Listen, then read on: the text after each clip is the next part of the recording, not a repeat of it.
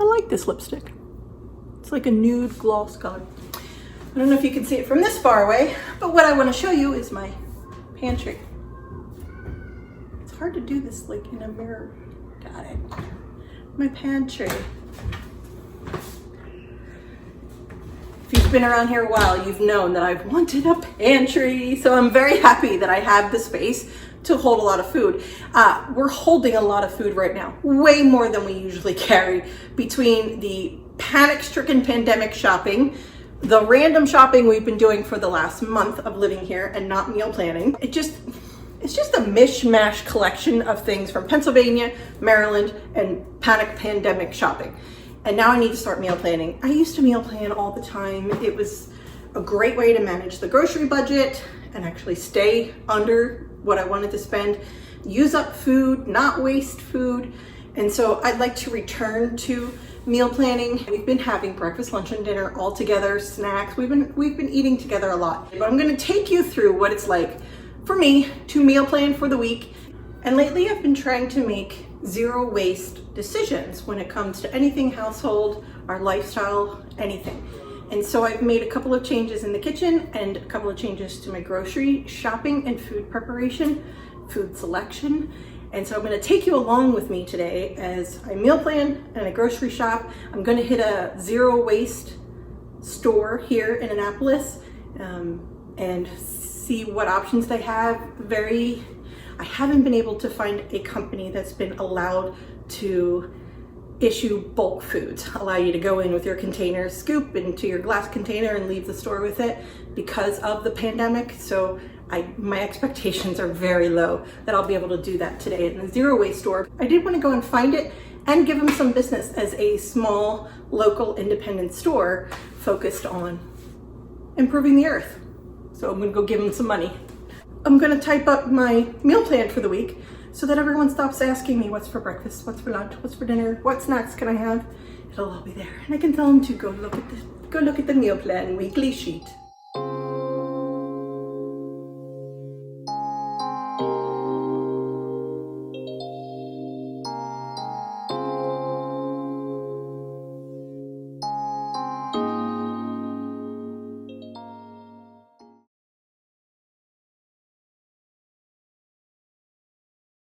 First, I shop my own kitchen. I shop my pantry,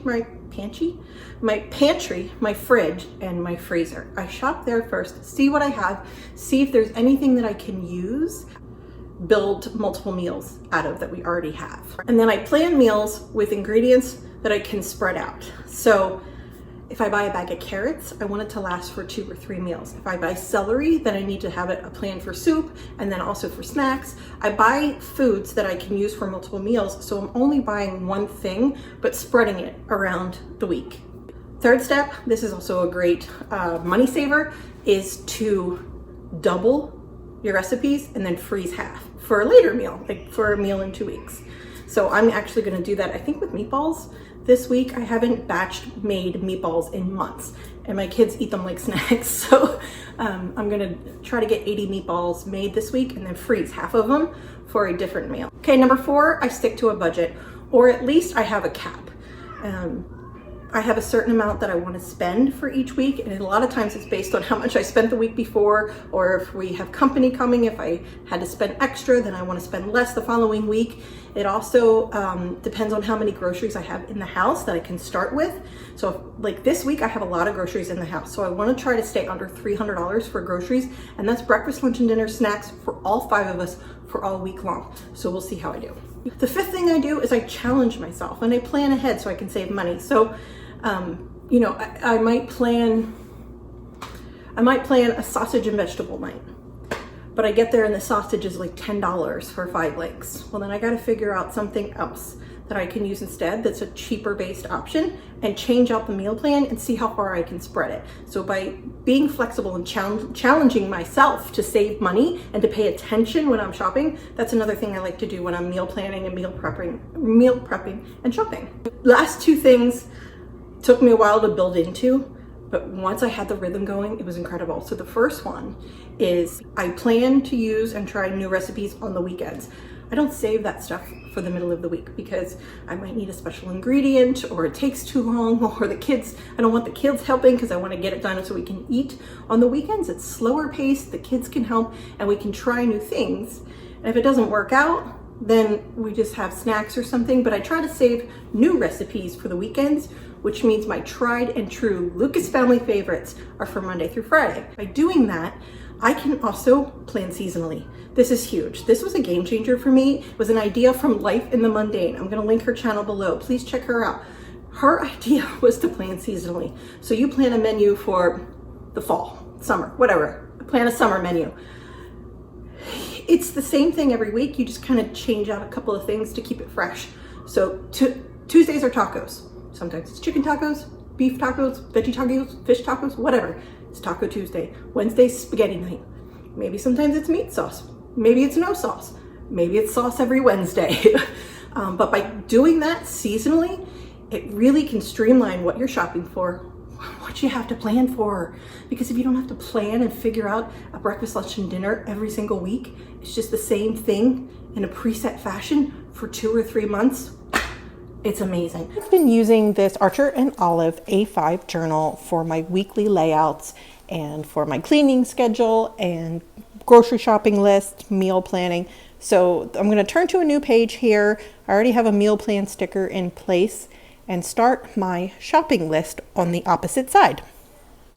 We have a few standard pantry items and stock items for us, like eggs, fruit, yogurt, milk, bread. These are things I have to get most every time I go to the grocery store, or they're at least things that I need to check that we have in stock. So I wrote those down just to start out.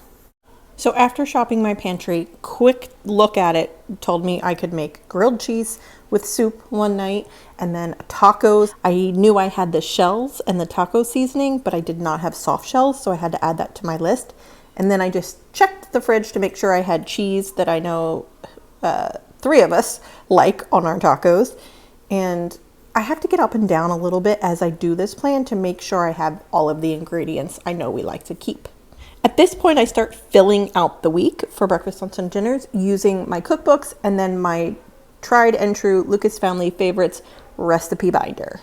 I have my recipe binder organized by main ingredient, like poultry, beef, vegetable, or theme, or by crock pot. And then behind each tabbed section, I have an ordered number of recipes. And to make it into this binder, I have had to cook it, and everybody has had to like it. Or a majority have had to like it for it to make the contents chart of that section. Once I have my grocery list and the plan has all been written, I head to the grocery store. On my way to the grocery store, I'm going to make a stop at the Zero Waste store in Annapolis. I'll leave a link for it below in case you're curious. I just want to see what they have and any way that I can support a local shop like that.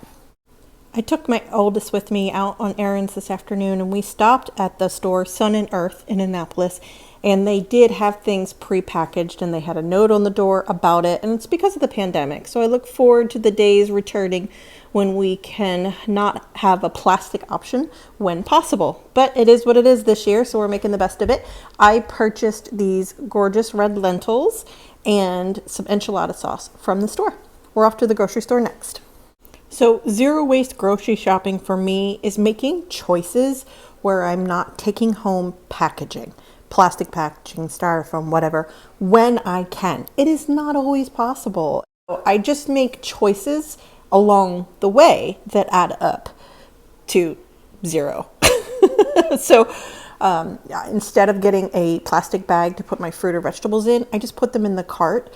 I am in the market for some produce bags. I just haven't spent the money on them yet, so I just precariously balance them on each other in the cart or put them in my bags that I brought with me. And that's another decision that I made. I bought reusable bags from the grocery store, and then I have my own that I use as well. I'll leave links for all the things that I bought in the description box below, but it's making little choices like that where I can eliminate plastic or packaging or just reuse bags. And if I do that over and over, it will make a difference.